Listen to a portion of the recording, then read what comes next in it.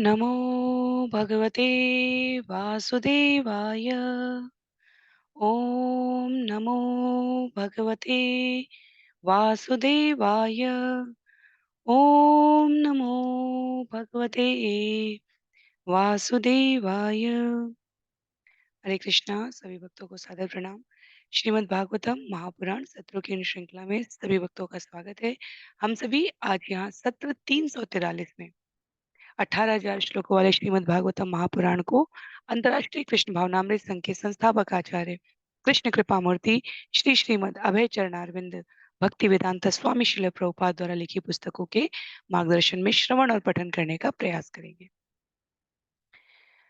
अब तक के आयोजित 342 सत्रों में हम सभी ने श्रीमद् भागवतम स्कंद 6 अध्याय 8 तक इस सुंदर कथा का, जहाँ सुखदेव गोस्वामी और महाराज परीक्षित का प्रसंग चल रहा है, शौनकादि ऋषियों और सूत गोस्वामी का प्रसंग चल रहा है, ब्रह्मा जी नारद मुनि को इस ब्रह्मांड के गूह्य रहस्यों का उपदेश दे रहे हैं और भगवान की स्तुतियां विभिन्न भक्तों द्वारा विभिन्न परिस्थितियों में बड़े ही सुंदर शब्दों द्वारा प्रस्तुत की गई है। तो जैसा कि सत्रों का प्रारूप है, सर्वप्रथम वर्तमान विषय का संक्षिप्त अवलोकन, तत्पश्चात मंगलाचरण और उसके बाद एक एक श्लोक को हम सभी वाचन, अनुवाद और भक्ति वेदांत स्वामी श्रील प्रभुपाद के सुंदर तात्पर्यों के प्रकाश में समझने का प्रयास करेंगे।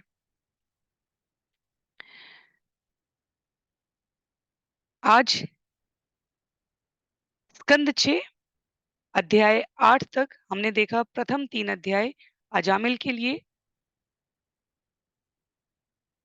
उनके जीवन से संबंधित जो हमारे लिए आवश्यक रूप से हरि नाम की महिमा को श्रवण कर उस पर विश्वास करने योग्य आवश्यक प्रामाणिक सत्य के साथ उपलब्ध है, उसको हम सभी ने यहाँ पर प्रथम 3 अध्यायों में देखा।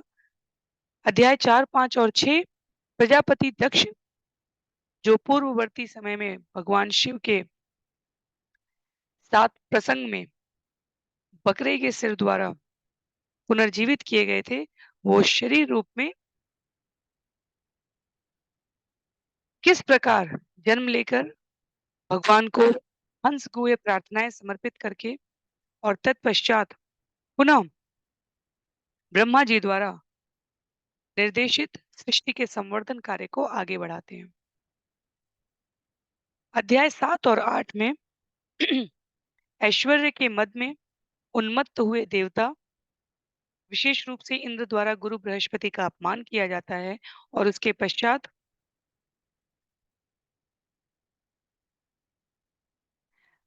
गुरु शुक्राचार्य जो असुरों के गुरु हैं, उनके मार्गदर्शन में असुरों द्वारा देवताओं को विजित कर लिया जाता है।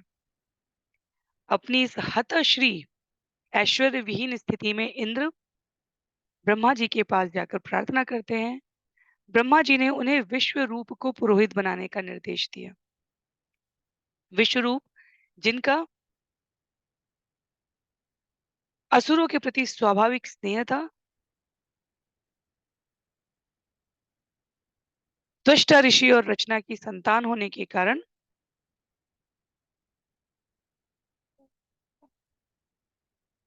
बिना इंद्र को बताए, इसको हम सभी श्रवण करेंगे, उनके द्वारा जितना देवताओं की श्री वापस आ जाए इसके लिए उनके द्वारा पूजा और प्रार्थना की गई, उतना ही उन्होंने गुप्त रूप से असुरों की शक्ति भी बढ़े इसके लिए भी आहुति दी। जो मंत्र उन्होंने इंद्र को दिया उसे हम सभी ने अध्याय 8 में श्रवण किया, इसे हम नारायण कवच कहते हैं।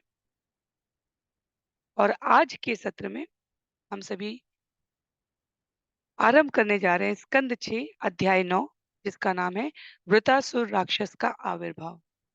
तो इस अध्याय में 55 श्लोक हैं और इस अध्याय की समाप्ति के पश्चात 432 श्लोक हम लोग स्कंद 6 से श्रवण कर चुके रहेंगे और पूरे श्रीमद् भागवतम से अब तक के कुल श्लोकों की संख्या 51-52 हो जाएगी, 5152। तो बिना किसी विलंब के आरंभ करते हैं मंगलाचरण और उसके पश्चात हम लोग स्कंद 6 अध्याय 9 को आरंभ करेंगे। जिनके पास पुस्तक है उनसे मेरा अनुरोध है आप पुस्तकों का प्रयोग करेंगे। अन्य सभी की सुविधा के लिए यहाँ स्क्रीन पर श्लोक भी प्रस्तुत किए जाएंगे।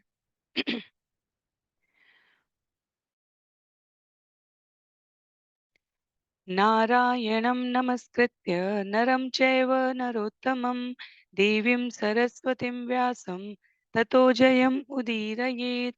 शृण्वतां स्वकथा कृष्ण पुण्यश्रवणकीर्तन यद्यन्तस्थो य भद्राणि विदुनोति सुयत्स्यताम्।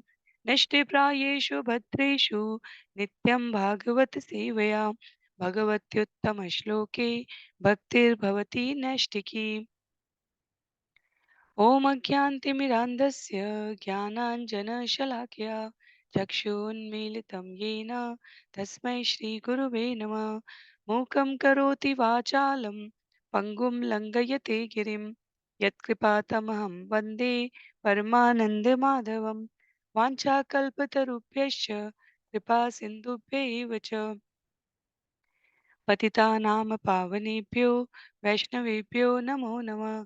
जय श्री कृष्ण चैतन्य प्रभु नित्यानंद श्री अद्वैत गदाधर श्रीवासादि गौर भक्तवृंद। हरे कृष्ण कृष्ण कृष्ण हरे हरे हरे राम राम राम हरे हरे। हरे कृष्ण कृष्ण कृष्ण हरे हरे हरे राम राम राम हरे हरे। हरे कृष्ण कृष्ण कृष्ण हरे हरे हरे राम राम राम हरे हरे। हरे कृष्णा। तो पुनः सभी भक्तवृंद को सादर प्रणाम। सत्र 343 में हम सभी स्कंद 6 अध्याय 9 वृतासुर का आविर्भाव इसे आरंभ करने जा रहे हैं। जिनके पास पुस्तक है आप सभी पुस्तकों का प्रयोग करेंगे। अन्य सभी की सुविधा के लिए यहाँ पर मैं श्लोक प्रस्तुत भी करूंगी। स्कंद 6 अध्याय 9 श्लोक संख्या 1। श्री शुक उवाच तस्यासन् विश्वरूपस्य शिरांसि त्रीणि भारत सोमपीतं सरापीतम् अन्नाद्मीति शुश्रुम। श्री सुखदेव गोस्वामी ने कहा देवताओं के पुरोहित विश्व रूप के 3 सिर थे। इनमें से एक से वह सोम पान करता था तो दूसरे से मदिरा पान और तीसरे से भोजन ग्रहण करता था। हे राजा परीक्षित ऐसा मैंने विद्वानों से सुना है। श्रील प्रभुपाद यहाँ तात्पर्य में कहते हैं कि सुखदेव गोस्वामी ने कहा कि स्वर्ग के राज्य के जो निवासी हैं उनको मनुष्यों द्वारा प्रत्यक्ष रूप से देखा नहीं जाता। उनके कार्यकलापों का प्रत्यक्ष प्रमाण रूप में अनुभव नहीं किया जा सकता। इसलिए सुखदेव गोस्वामी स्पष्ट कहते हैं मैं तुम्हें वही सुना रहा हूं जो मैंने प्रामाणिक स्रोतों से सुना है। भगवत गीता में भी भगवान कहते हैं ज्ञान को श्रवण करने की जो सबसे प्रामाणिक परंपरा है वो गुरु शिष्य परंपरा है। वैदिक ज्ञान को इसीलिए श्रुति कहा जाता है। श्रवण शब्द प्रमाण क्योंकि ये सुनकर ग्रहण किया गया है। अपूर्ण इंद्रियों से हमारे द्वारा किए गए प्रयोग पूर्ण नहीं हो सकते। उसमें हमारी धारणा हो सकती है, हमारा ऐसा विचार है, मुझे ऐसा लगता है, कुछ व्यक्तियों के समूह को ऐसा लगा। और उसी संदर्भ में श्रील प्रभुपाद कहते हैं जब देश राज्य परिवार संस्थाएं सर्वजन हिताय सर्वजन सुखाय के भाव से न संचालित करके एक व्यक्ति या व्यक्ति समूह के प्रमुखों के विशेष द्वारा निर्धारित की जाती है तो वो तथ्यात्मक हो सकती है। पर यदि उसमें शास्त्र का अंश नहीं है तो वो सत्यात्मक नहीं हो सकती। शास्त्र के वचन भगवान द्वारा सुव्यवस्थित सम्यक सामाजिक संरचना को बनाए रखने के लिए। इसके अभाव में जो कुछ भी प्रस्तुत किया जाएगा उसको परिवर्तित होते रहना होगा। इसीलिए हम देखते हैं कि भगवद गीता के अनेक-अनेक संस्करण उपस्थित होते हुए भी श्रील प्रभुपाद को लिखना पड़ा भगवद गीता यथारूप। ऐसा नहीं कि हमारे कोई मनीषी विशेष ने कह दिया मुझे ऐसा लगता है, किसी और ने कह दिया मुझे ऐसा लगता है। पूरी श्रीमद् भागवतम हमने जितनी अभी तक श्रवण की है, श्रील प्रभुपाद ने आचार्यों का उद्धरण देकर विषय को उसके उद्देश्य के साथ स्थापित करने का प्रयास किया है। तो इसीलिए हमारे शास्त्र श्रुति कहे गए हैं, श्रुति अर्थात श्रवण के द्वारा ग्रहण किए जाने वाले। और यथारूप का होता है जैसा भगवान ने कहा। कहीं नहीं कहा श्रील प्रभुपाद ने मुझे ऐसा लगता है। श्रील प्रभुपाद ने कहा श्री भगवान उवाच, भगवान कृष्ण ने ऐसा कहा। तो यहाँ सुखदेव गोस्वामी कहते हैं मैंने भी वैदिक शास्त्रों को प्रामाणिक परंपरा में श्रवण किया है कि विश्व रूप के पास 3 सिर थे और उन सिरों पे स्थित 3 मुख के द्वारा वह अलग-अलग पेय पदार्थ और खाद्य पदार्थ ग्रहण करता था। श्लोक संख्या 2 में स वै बर्हिषि देवेभ्य भागं प्रत्यक्षम् उच्चके अददत् पितर देवास प्रश्रयं नृप। हे महाराज परीक्षित, देवतागण विश्वरूप के पिता पक्ष से संबंधित थे। अतः विश्वरूप सबों के समक्ष अग्नि में घी की आहुति इन मंत्रों का उच्चारण करके दे रहा था। क्या थे? इंद्राय इदम स्वाहा, यह राजा इंद्र के लिए, तथा इदम अग्नये, यह अग्निदेव के लिए है। वह मंत्र का उच्चारण उच्च स्वर से कर रहा था और प्रत्येक देवता को उसका उचित भाग प्रदान करता जा रहा था। तो लिखित है यहाँ पर कि प्रत्यक्ष रूप से ऐसा प्रतीत होता था कि विश्व रूप द्वारा देवताओं के नाम का उच्चारण कर उनके भाग को उसे समर्पित किया जा रहा था। तो श्लोकों की विषय सूची की श्रृंखला में श्लोक संख्या 1 से लेकर 10 तक इंद्र का विश्वरूप को मारना और पाप फल को विभाजित करना, इसका उल्लेख है। तो यहाँ से इसलिए कथा हो रही है आरंभ इस संदर्भ में कि ऐसा क्या हुआ कि जब विश्वरूप देवताओं के लिए यज्ञ करते हुए उनको यज्ञ का भाग दे रहा था, तो उनको मारने की क्या आवश्यकता थी? और वो भी इंद्र के द्वारा, जो उनको निवेदित करके अपना पुरोहित बनाने के लिए स्वीकृत किए थे, जिन्होंने चाचा भतीजे का उदाहरण दिया था ये कहकर कि आपके द्वारा हमारी इच्छाओं की पूर्ति की जानी चाहिए। श्लोक संख्या 3 में स एव हि ददौ भागं परोक्षम् असुरान् प्रति यजमान अवहत भागं मात्र स्नेहवशानुग। वह यद्यपि देवताओं के नाम से यज्ञ की अग्नि में घी आहुति डाल रहा था, किंतु देवताओं के बिना जताए वह असुरों के नाम की भी आहुति डालता जाता था, क्योंकि वे उसकी माता के पक्ष के संबंधी थे। तो दोनों पक्षों से विश्वरूप का संबंध था और इसलिए दोनों वंशों की ओर से वो परमेश्वर को प्रसन्न करने का प्रयास कर रहा था। वो पुरोहित था और इस संदर्भ में उसे इस बात की जानकारी थी कि परम भोक्ता तो भगवान है। देवताओं को या असुरों को समर्पित यज्ञाहुति भगवान की संस्तुति से प्राप्त हो रही है। तो वो यहाँ स्पष्ट लिखा है दोनों वंशों की ओर से परमेश्वर को प्रसन्न कर रहा था। और जब वो असुरों की ओर से अग्नि में आहुति डालता, तो देवताओं को बिना जताए चुपके से ऐसा करता था। तब श्लोक संख्या 4 में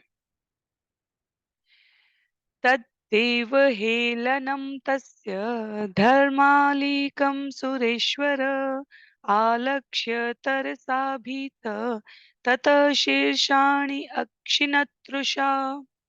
किंतु एक बार स्वर्ग के राजा इंद्र को पता चल गया कि विश्वरूप देवताओं को धोखा देकर असुरों की आहुतियां दे रहा है। अतः वह असुरों द्वारा पराजित किए जाने से अत्यधिक भयभीत हो उठा और अतीव क्रोध में उसने विश्वरूप के तीनों सिरों को उसके कंधों से अलग कर दिया। हमें स्मरण रखना चाहिए देवता भगवान के भक्त हैं प्रत्यक्ष या अप्रत्यक्ष रूप से उनके द्वारा की जा रही क्रियाएं किसी न किसी रूप में भगवान की योजना के निमित्त कार्य करने के संदर्भ में होती हैं। तो यहाँ इंद्र द्वारा तत्कालीन देवताओं के पुरोहित विश्वरूप का सर धड़ से अलग कर दिया गया। क्यों?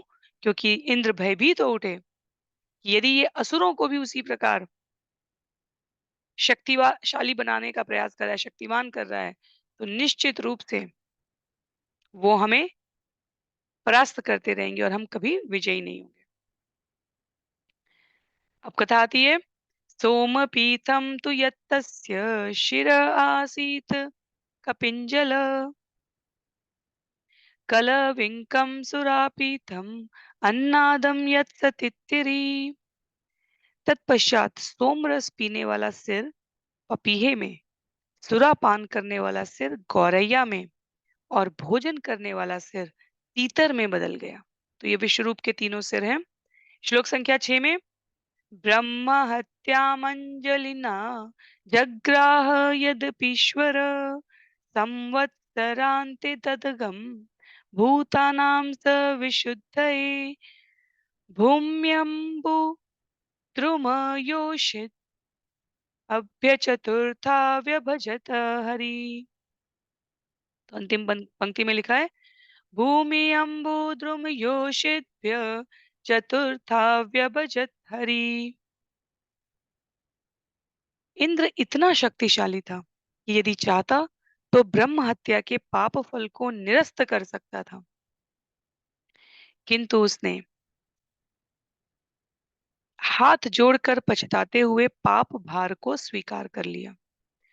उसने 1 वर्ष तक यातना भोगी और तब अपनी शुद्धि के लिए हत्या के पाप को पृथ्वी, जल, वृक्ष तथा स्त्रियों में बांट दिया।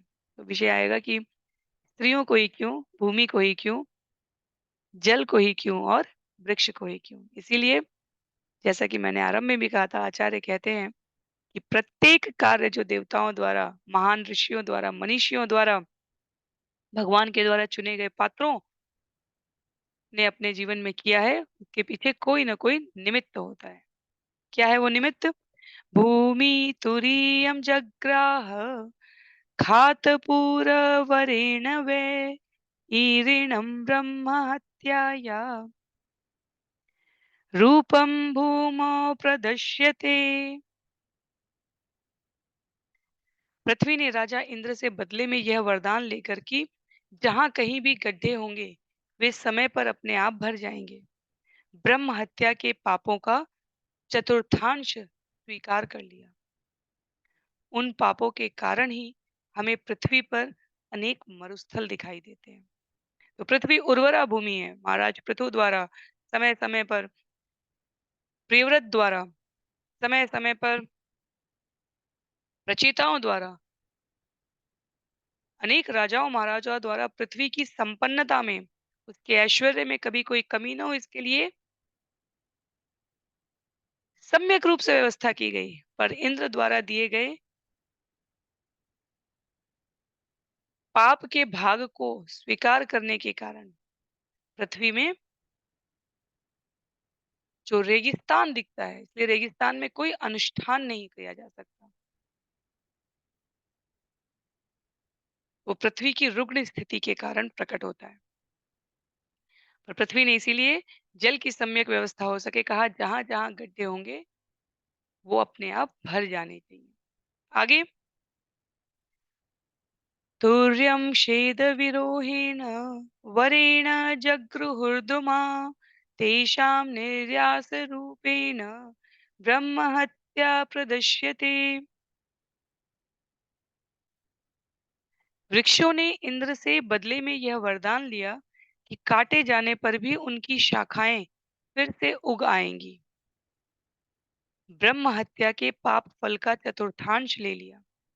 ये पाप फल वृक्षों से निकलने वाले रस के रूप में दिखाई पड़ते हैं, इसलिए इस रस को पीना वर्जित है। तो श्रील प्रभुपाद यहाँ पर स्पष्ट रूप से कह रहे हैं, पहले जो रेगिस्तान में व्यक्ति छूट जाता था, रह जाता था, वो एक प्रकार से दुर्भाग्यशाली कहा जाता है। वर्तमान स्थितियों में कृत्रिम तरीके से रेगिस्तान के निवास को भी इंद्रिय सुख के लिए, आसक्ति के लिए, जीवन की आवश्यकताओं की पूर्ति के लिए सुखमय करने का बड़ा ही उन्नत प्रयास किया गया है। आध्यात्मिक दृष्टि से रेगिस्तान की उत्पत्ति और वहां रहने वाले जीवों को तत्कालीन परिस्थितियों में किसी कार्यवश कोई जब बड़े-बड़े रेगिस्तान पार किए जाते थे, तो वहां जीवन और मृत्यु बहुत महीन अंतर पर रहती थी। हमने बड़े-बड़े आक्रांताओं को देखा है, भारत से लौटाए गए शासक रेगिस्तान में अपना शरीर अन्न और जल के अभाव में त्याग देते हैं। पूरे विश्व को जीतने वाला रेगिस्तान में अपने आप को नहीं बचा पाता है। इसी प्रकार वृक्ष जब उनकी शाखाएं काट दी जाए तो वो पुनः उत्पन्न हो सके, इस आशीर्वाद के साथ चतुर्थांश जो पाप फल का था उसे स्वीकार करते हैं, और वो चतुर्थांश वृक्षों से निकलने वाले रस के रूप में दिखता है। आगे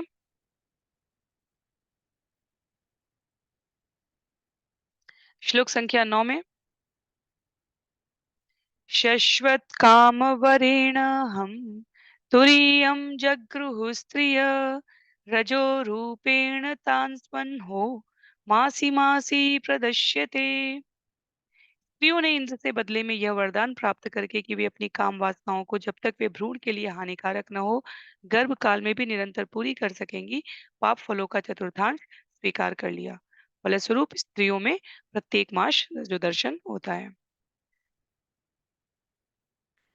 शिल प्रभुपाद कहते हैं कि इंद्र के द्वारा, और वास्तव में ये सृष्टि के संवर्धन के लिए नितांत रूप से आवश्यक था, तो निमित्त बनने के इस क्रम में ब्रह्मा जी के शरीर से उत्पन्न, काया से उत्पन्न जो दो भाग हैं, एक स्त्री शरीर और एक पुरुष शरीर, में स्त्री शरीर ने इसे स्वीकार किया है ब्रह्म हत्या से लगने वाले इस पाप फलों के चतुर्थांश को। श्लोक संख्या 10 में, द्रव्य भूय वरेणाप तुरीयम जगृहुमलम तासु बुद्धुत्पन्नाभ्याम दृष्टम तद्धरति क्षिपन्। द्रव्य भूय वरेणाप तुरीयम जगृहुमलम तासु बुद्धुत्फेनाभ्याम दृष्टम तद्धरति क्षिपन्। जल ने इंद्र से बदले में यह वर प्राप्त करके कि किसी अन्य वस्तु में जल मिलाने से उसका आयतन बढ़ जाएगा, पाप फलों का चतुर्थांश स्वीकार कर लिया। इसलिए जल में बुलबुले तथा फेन उठते हैं, तो मनुष्य को चाहिए कि इन्हें हटा करके ही जल भरे। तो वृक्षों से निकलने वाले रस को, पृथ्वी के सूखे रेगिस्तान को, स्त्रियों द्वारा स्वीकार किए गए पाप के चतुर्थांश को, और जल में उठने वाले जो बुलबुले हैं, फेन हैं, इसको ब्रह्म हत्या का इंद्र के द्वारा प्रदत्त फल समझा जाता है शास्त्रों की भाषा में। और जल के संबंध में विशेष रूप से श्रील प्रभुपाद यहाँ कहते हैं कि जैसे दूध हो, फल के रस हो, या कोई भी पदार्थ जिसमें जल मिलाया जाता है, उसका आयतन बढ़ जाता है, वॉल्यूम बढ़ जाता है, और जल पारदर्शी होते हुए जिसमें मिलाया जाए उसका स्वरूप धारण कर लेता है। तो इस आशीर्वाद के बदले में जल ने इंद्र के इस पाप को चतुर्थांश के रूप में स्वीकार किया था। तो जो फेन है, जो बुलबुले हैं, वास्तव में जब जल दिया जाता है भगवान को, शिव को अर्पित करने के लिए, अ, कहीं भी किसी भी प्रकार की पूजा पद्धति क्रिया में, तो हमेशा कहा जाता है कि फेन को, बुलबुले को साफ करके फिर लेना चाहिए। तब इस प्रकार से ये जो अन्य अन्य पुराणों में वास्तव में आप में से कइयों के मन में इसके लिए जिज्ञासा उठ सकती है इन 4 अ, ब्रह्म हत्या के फलों को विभाजित करने की अन्य अन्य स्थानों पर आचार्यों ने अपने उद्धरण में प्रस्तुत किया है। यहाँ इस विषय का इतना ही उपयोग था इसलिए श्रीमद् भागवतम में इससे अधिक उल्लेख नहीं है, पर इनके बारे में और भी विस्तार पूर्वक दिया गया है। तो सरलतम तरीके से हम इसे इस प्रकार स्वीकार कर सकते हैं कि प्रकृति की रचना में इन 4 तत्वों द्वारा इंद्र को निमित्त बनाकर इस प्रकार की व्यवस्था की गई है। तो विषय यहाँ पर सुखदेव गोस्वामी आगे बढ़ाते हैं श्लोक संख्या 11 में कहते हैं हत पुत्र तत त्वष्टा जुहावेन्द्राय शत्रवे इंद्र शत्रो विवर्धस्व माम चिरम जहि विद्विषम। विश्व रूप के वध के पश्चात उसके पिता त्वष्टा ने इंद्र को मारने के लिए अनुष्ठान किए। उसने अग्नि में यह उच्चारण करके आहुति डाली, हे इंद्र के शत्रु, तुम्हारी अभिवृद्धि हो, तुम अविलंब अपने शत्रु का वध करो। तो क्योंकि त्वष्टा पिता है विश्व रूप के, और जैसे ही उन्हें ज्ञात हुआ कि इंद्र ने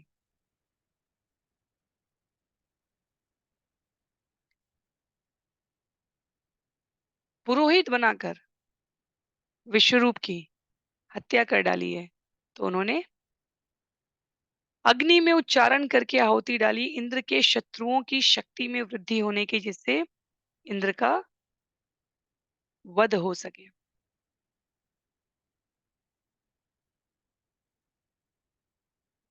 शिल प्रभुपाद यहाँ तात्पर्य में बहुत सुंदर जो कथा है, कथा यहाँ पर बहुत ही संक्षिप्त में दी गई थी, इसलिए उसका जो मर्म है उसे प्रस्तुत करते हुए कहते हैं, वास्तव में जो त्वष्टा द्वारा मंत्र उच्चारित किया गया उसमें कुछ त्रुटि रह गई। तो उसने ह्रस्व के बजाय दीर्घ स्वर में उच्चारण किया, जिससे मंत्र का अर्थ बदल गया। ऐसा हमने मेघनाद की कथा में भी सुना था, ऐसा हमने दुर्योधन की कथा में भी सुना था। तो अंततः भगवान समस्त कारणों के कारण है, जो उनकी शरण में है और जो उनका विचार है, जो उनकी योजना है, कार्य उसी के अनुसार होते हैं, हम सभी माध्यम बनते हैं। तो ह्रस्व के बजाय दीर्घ स्वर में उच्चारित त्वष्टा के मंत्रों से मंत्र का अर्थ कुछ इस प्रकार हो गया, इंद्र शत्रु। तो इंद्र के शत्रु षष्ठी कारक आ गया यहाँ पर, और तत्पुरुष समास। तो संस्कृत व्याकरण का उल्लेख करते हुए श्रील प्रभुपाद कहते हैं कि त्वष्टा ने इस मंत्र को थोड़े समय के बजाय देर तक उच्चारण किया दीर्घ स्वर में। तो इंद्र शत्रु, तो षष्ठी वहां पर जहाँ का के की लगता है, उसको यहाँ पर समझाते हुए श्रील प्रभुपाद कहते हैं कि इंद्र के शत्रु से बदलकर इंद्र जो शत्रु है वो हो गया, और फल स्वरूप इंद्र का शत्रु न प्रकट होकर वृतासुर का शरीर प्रकट होता है, जिसका शत्रु इंद्र था। तो इंद्र के शत्रु की अभिवृद्धि नहीं, इंद्र का शत्रु उत्पन्न होता है, वृतासुर। तो इसलिए श्लोक संख्या 11 से लेकर 20 तक वृतासुर के जन्म के बारे में हम सभी यहाँ श्रवण कर रहे हैं। श्लोक संख्या 12 में अथान्वाहार्यपचनात् उत्थित घोर दर्शन कृतांत इव लोकानां युगांत समये यथा।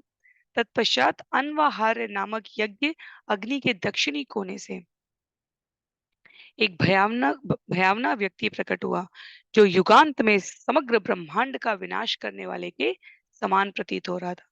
तो यज्ञ अग्नि अनवाहार्य से भयावना व्यक्ति उत्पन्न हो रहा है।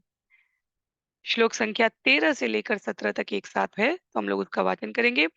विश्वग्निवर्धमानम् तमिषुमात्रं दिने दिने दग्धशैलप्रतीकाशं सन्ध्याभ्रानीकवर्चसं तप्तताम्रशिखाश्मश्रुं मध्याह्नार्कोग्रलोचनं देदीप्यमाने त्रिशिखे शूल आरोप्य रोदिषि नृत्यन्तं उन्नदन्तं च चालयन्तं पदामहि दरीगम्भीरवक्त्रेण पिबता च नभस्थलं निहता जीवरक्षाणि ग्रसता भुवनत्रयम् महता रौद्रदंष्ट्रेण जृम्भमाणं मुहुर्मुहुः वित्रस्ता दुद्रुवुर्लोका वीक्ष्य सर्वे दिशो दश।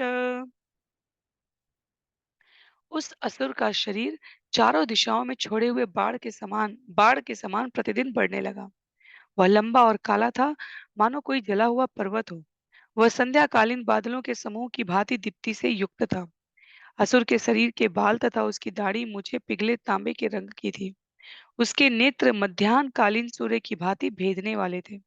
वह दुर्जय था और ऐसा प्रतीत हो रहा था मानो अपने प्रज्वलित त्रिशूल पर तीनों लोकों को धारण किए हो।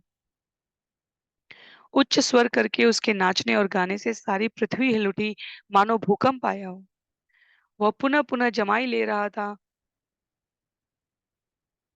मानो कंदरा के समान अपने विशाल मुख में वह सारे आकाश को निगल जाना चाहता हो। ऐसा प्रतीत हो रहा था मानो वह आकाश के सभी तारों को अपनी जीभ से चाट रहा हो और अपने लंबे पैने दांतों से संपूर्ण ब्रह्मांड को खाने जा रहा हो। उस विराट असुर को देखकर सभी व्यक्ति डर के मारे इधर-उधर चारों दिशाओं में भागने लगे। तो वृत्रासुर का जन्म हुआ है त्वष्टा द्वारा किए गए यज्ञ से। विश्व रूप को मारने के इंद्र के प्रयास को सफल देखकर उसको पुनः परिणाम प्रदान करने के लिए, ताकि उसका भी विनाश हो सके। श्लोक संख्या 18 में ये नावृता इमे लोका तपसा त्वाष्ट्र मूर्तिना स वै वृत इति प्रोक्त पाप परम दारुण। उस अत्यंत भयानक असुर ने, जो वास्तव में त्वष्टा का ही पुत्र था, अपने तप बल से सभी लोगों को आच्छादित कर लिया था। इसलिए वह वृत्र अर्थात प्रत्येक वस्तु को आच्छादित करने वाला कहलाया।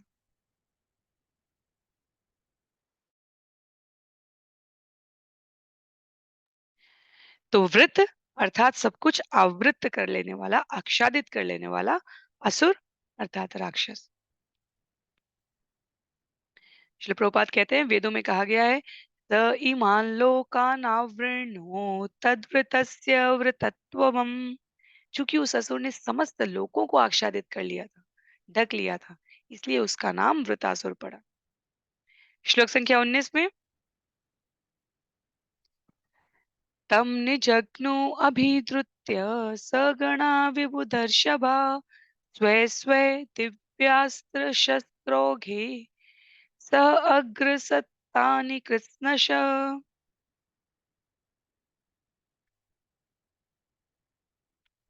इंद्र इत्यादि सभी देवता अपने सैनिकों सहित उस असुर पर टूट पड़े। वे अपने दिव्य धनुष बाणों तथा अन्य हथियारों से उसे मारने लगे, किंतु वृतासुर उनके सभी हथियार निगलता गया। यज्ञ अग्नि से उत्पन्न राक्षस है, असुर है, तो इस प्रकार के अस्त्र शस्त्रों का उसके ऊपर कोई प्रभाव नहीं पड़ा।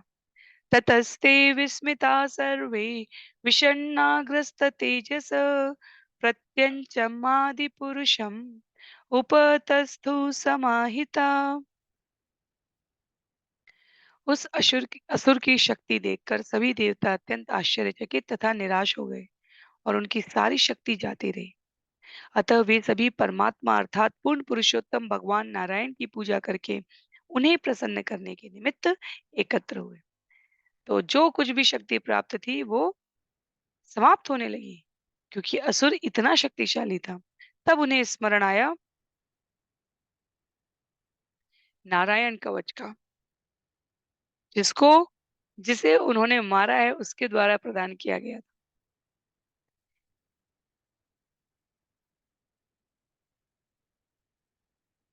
श्लोक संख्या 21 से लेकर 30 तक देवताओं की रक्षा के लिए देवताओं ने स्वयं की रक्षा के लिए प्रार्थना की है और भगवान का प्राकट्य होने जा रहा है। क्या है? देवताओं की स्तुति है यहाँ पर।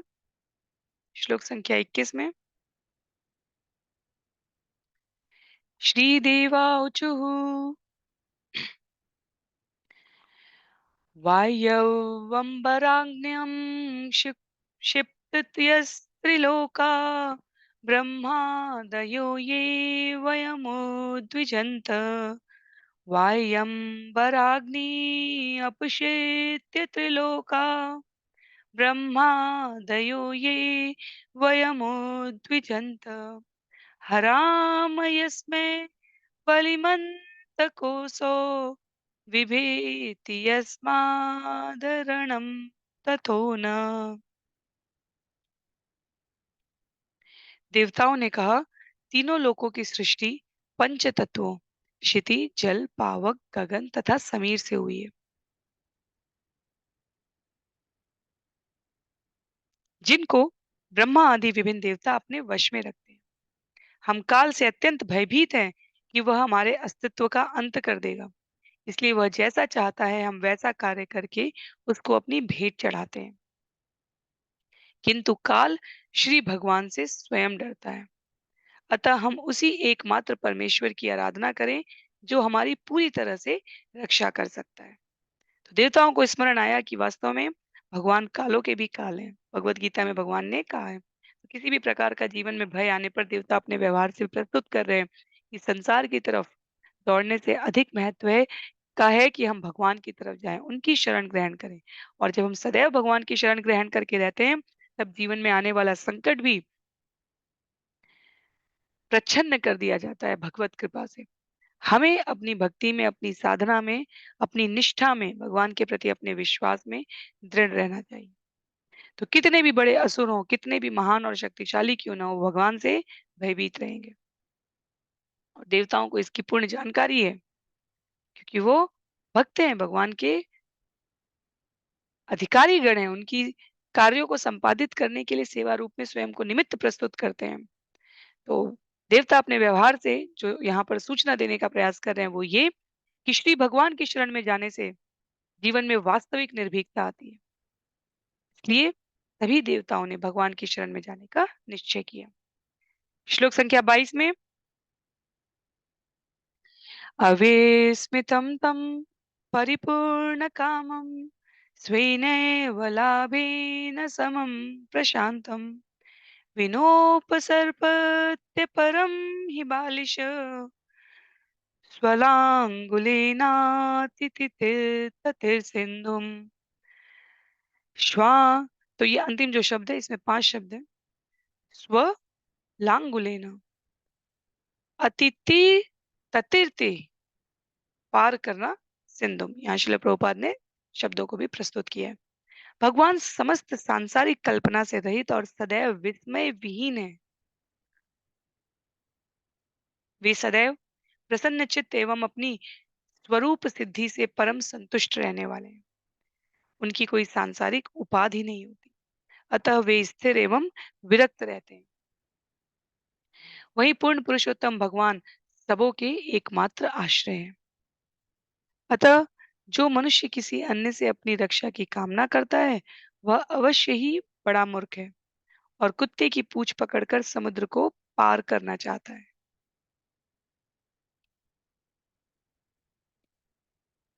कई सारी उपमाएं हैं यहाँ पर और कई सारे सत्य हैं। सत्य को उपमाओं के साथ प्रस्तुत किया गया है। समुद्र को हम कुत्ते की पूंछ पकड़कर पार नहीं कर सकते। इस जगत में यदि भगवान की इच्छा नहीं है, तो कोई हमारी रक्षा नहीं कर सकता। और यदि भगवान की इच्छा है, तो भगवान द्वारा प्रस्तुत परिस्थिति में भक्त और भी निखर कर कुंदन के समान अपने गुणों से विभूषित होता हुआ संसार के समक्ष प्रेरणा का स्रोत बनता है। भगवत गीता अध्याय 2 में जब हम लोग आत्मा का परिचय श्रवण करते हैं, वहां कहा गया आत्मा को कुछ लोग आश्चर्य से देखते हैं, कुछ लोग आश्चर्य से सुनते हैं। आश्चर्यवत पश्यामि। कुछ आश्चर्य को सुनकर समझकर भी आश्चर्य ही करते रह जाते हैं, कुछ नहीं समझ पाते हैं। पर भगवान क्या है? ऐसा कुछ नहीं है इस जगत में जो भगवान को आश्चर्यचकित कर दे। भाव रूप में कहा गया है कि जब यक्ष और धर्मराज युधिष्ठिर का प्रसंग आता है और यक्ष द्वारा प्रश्न किया गया था कि इस जगत का सबसे बड़ा आश्चर्य क्या लगता है? तब महाराज युधिष्ठिर ने उत्तर देते हुए कहा था, प्रतिदिन व्यक्ति मृत्यु को प्राप्त हो रहे हैं, पर हर दूसरे व्यक्ति को, जो उस व्यक्ति की अंतिम यात्रा में जा रहा है, उसे लगता है अभी मेरा नंबर नहीं आएगा। तो जीवों के लिए भगवान की बहिरंगा शक्ति के प्रकट स्वरूप में अनेक-अनेक आश्चर्य हो सकते हैं। अपना स्वयं भगवान के साथ स्वयं का संबंध भी जीव के लिए आश्चर्य का विषय होता है। पर श्रील प्रभुपाद यहाँ कहते हैं, सुखदेव गोस्वामी ने कहा, भगवान विस्मय विहीन है, भगवान सब कुछ जानने वाले हैं। आगे श्लोक संख्या 23 में,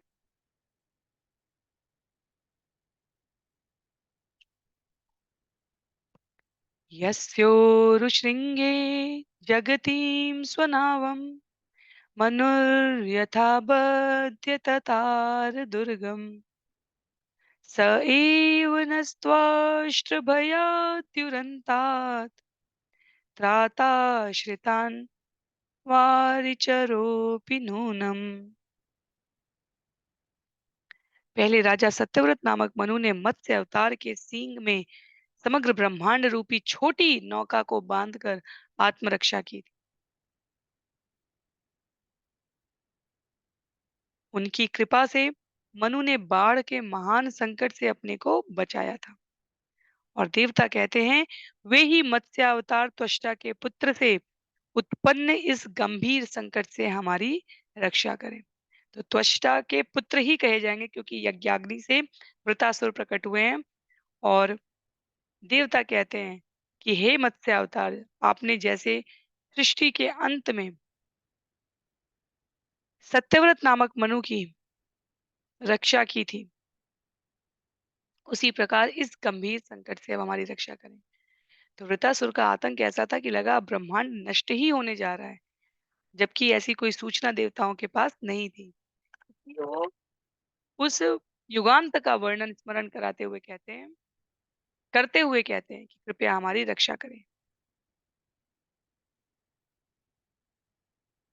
श्लोक संख्या 24 में, पुरा स्वयंभू अपि संयमाम्भव स्युदीर्ण वातो मिर्वे कराले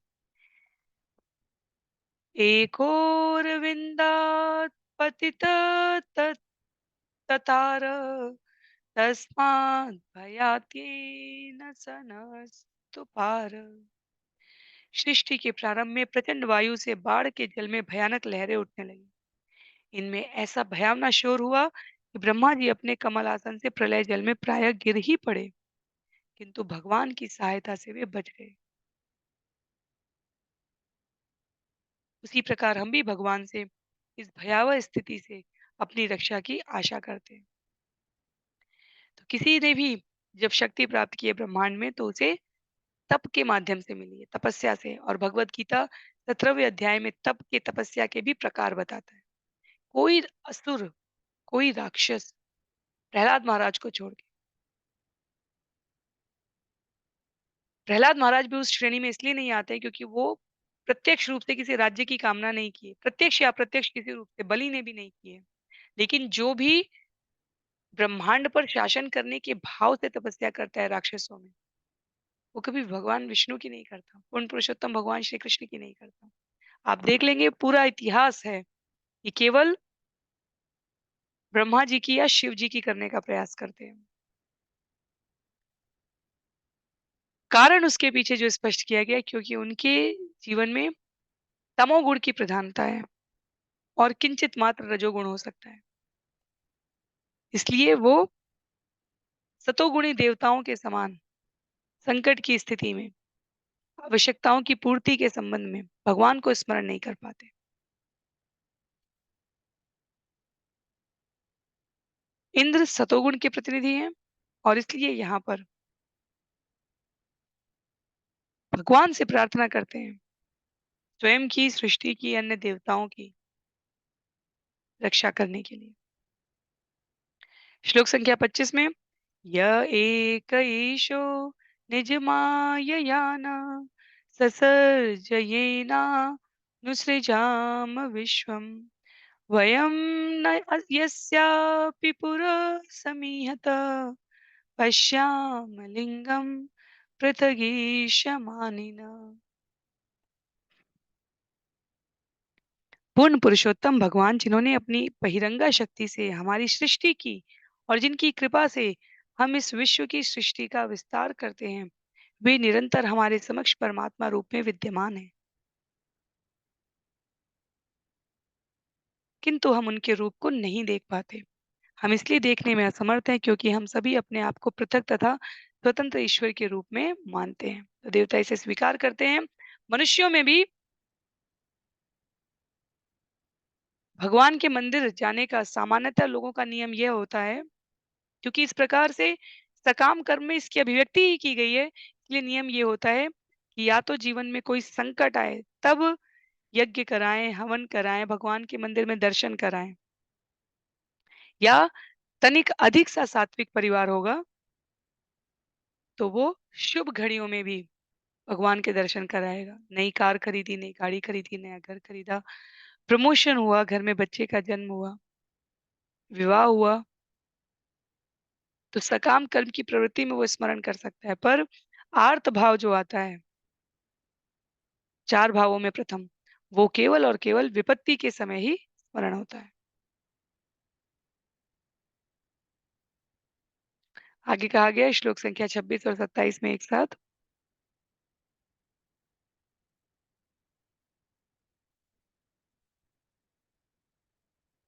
यो न सपत्ने भृशमर्द्यमानान् देवर्षितिर्यङ्गनृषु नित्य एव कृतावतार तनुभिः स्वमायया कृत्वात्मसात्पाति युगे युगे च तमेव देवं वयमात्मदैवतं परं प्रधानं पुरुषं विश्वमन्यं व्रजाम सर्वे शरणं शरण्यं स्वानां सनोदास्यति शं महात्मा।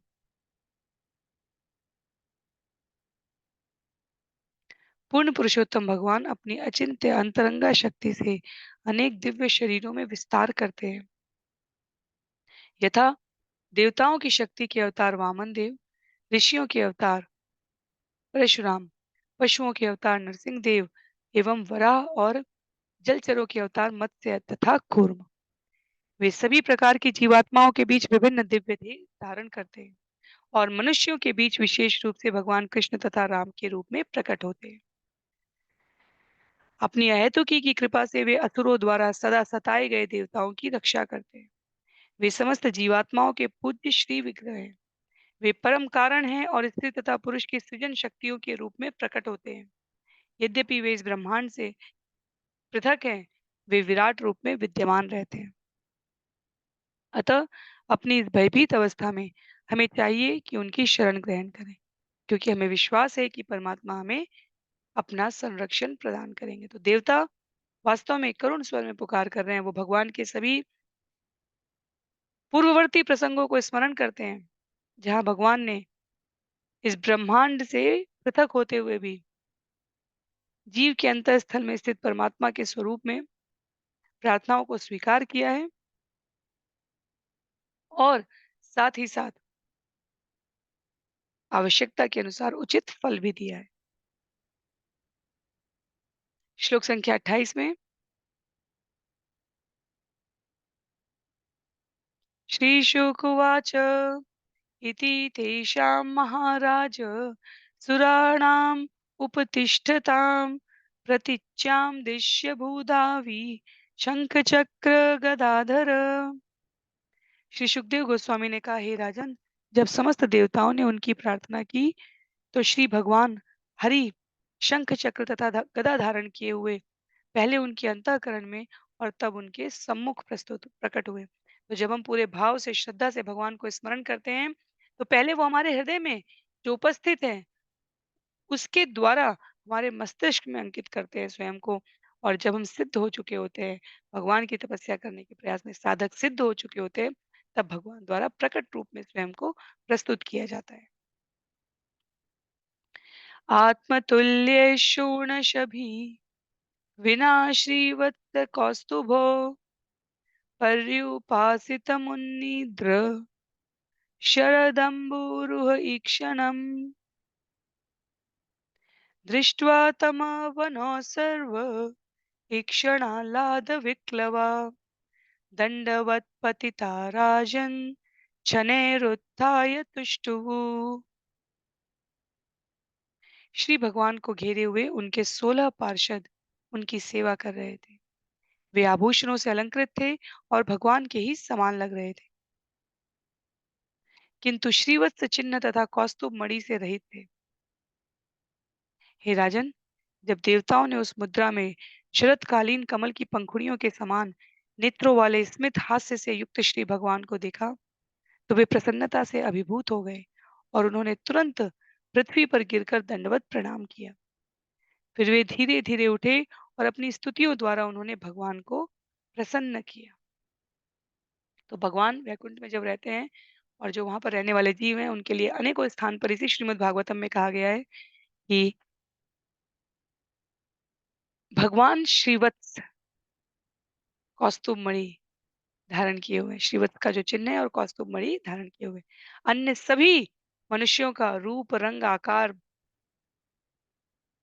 मुद्राएं भगवान जैसी है, और वे श्रीवत्स और कौस्तुभ मणि के साथ नहीं होते।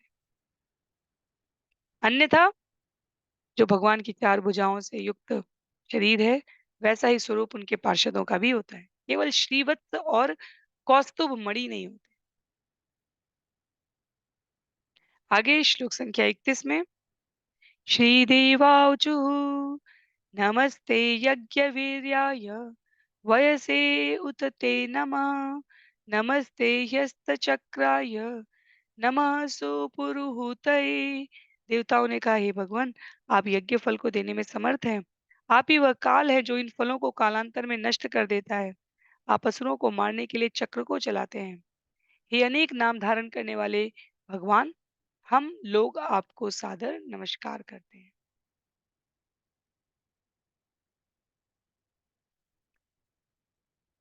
देवता बहुत समझदार है और उनके द्वारा मार्ग दिखाया जा रहा है कि जीवों को किस प्रकार स्वयं के प्रति सतर्क रहते हुए व्यवहार करना चाहिए। श्लोक संख्या 31 से 35 तक देवताओं द्वारा जो स्तुति निवेदित की गई है, उसका उल्लेख है। तो 21 से 30 तक तो प्रार्थना की जा रही थी। अब उस प्रार्थना में स्मरण करके कि भगवान कितने दिव्य हैं, देवताओं द्वारा स्तुति प्रस्तुत की जा रही है।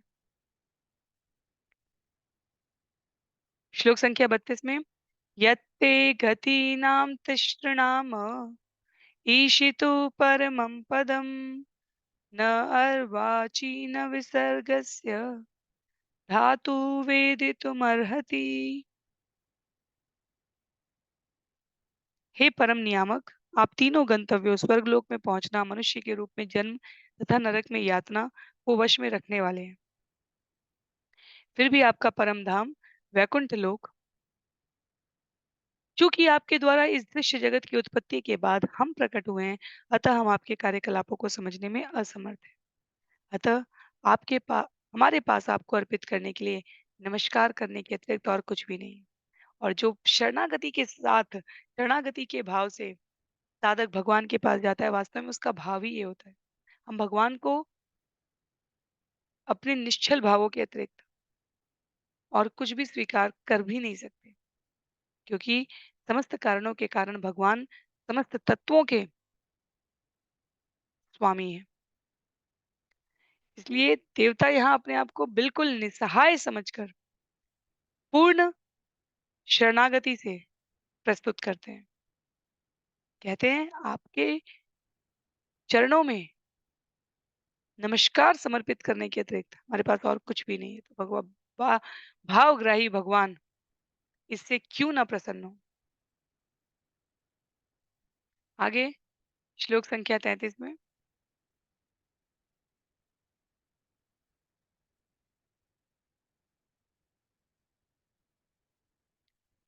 ओम नमस्तेस्तु भगवन्नारायण वासुदेवादिपुरुष महापुरुष महानुभाव परम मंगल परम कल्याण परम कारुणिक केवल जगदाधार लोके एकनाथ सर्वेश्वर लक्ष्मीनाथं परमहंस परिव्राजके परमेणात् योग समाधिना परिभावेत् परिस्फुटपारमहंस्य धर्मेणोद्धाटिततमाम् कपाटद्वारे चित्ते अपावृत आत्मलोके स्वयं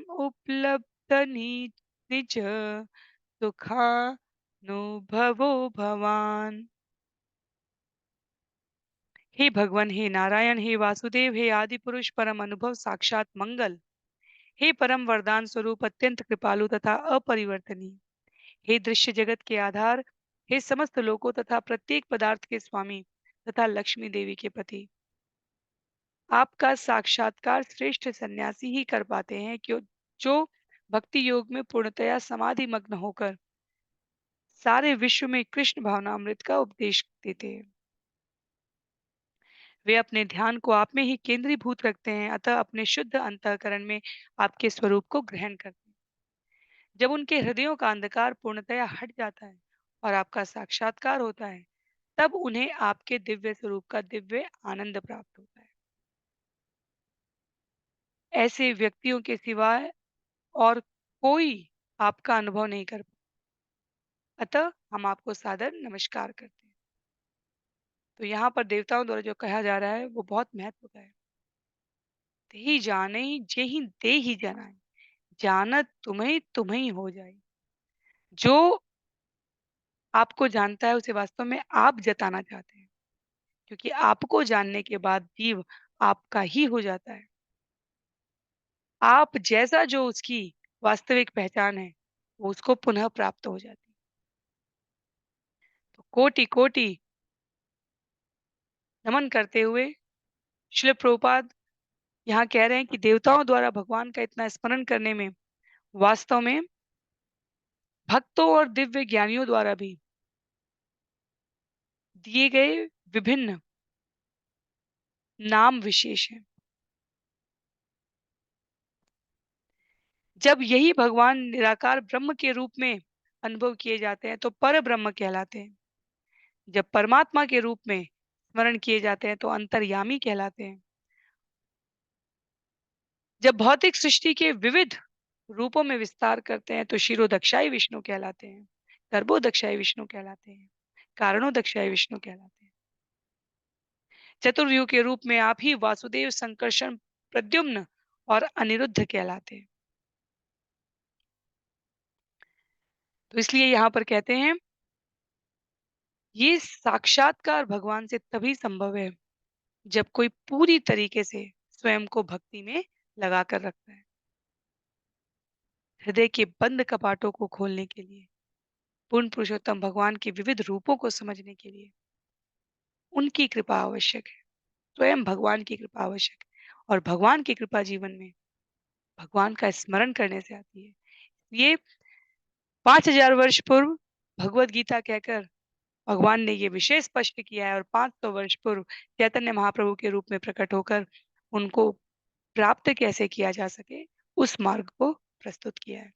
तो जीव के रूप में हमारा कार्य देवताओं की इन स्तुतियों को, इन प्रार्थनाओं को, इस भयभीत कर देने वाली स्थिति को देखकर यह समझने का प्रयास नहीं करना चाहिए कि देवता भी मनुष्य के समान है। देवता मनुष्य से उच्चतर है, उच्चतर प्राणी है। मनुष्य देवता बन सकता है। देवता अपने पुण्यों के क्षीण होने के पश्चात समयांतर पर पुनः मर्त्यलोक में आने के पात्र हो जाते हैं। पर इन सबसे परे भगवान के स्वरूप को आत्मसात करने के हमारे प्रयास तभी सफल होंगे जब हम अपने आप को किसी न किसी रूप से भक्ति में लगाए रहें। और भक्ति शब्द अपने आप में अलग से नहीं आता। भक्ति योग में आता है भक्तिमय सेवा में लगे रहना। तो देवताओं की इन स्तुतियों को हम लोग आगे अगले सत्र में श्लोक संख्या 34 से श्रवण करने का प्रयास करेंगे। आज के लिए सत्र को यहीं पर विराम देते हैं। श्रील प्रभुपाद की जय, श्रील गुरुदेव की जय, अनंत कोटि वैष्णव वृंद की जय, श्रीमद् भागवतम महापुराण की जय। हरे कृष्ण।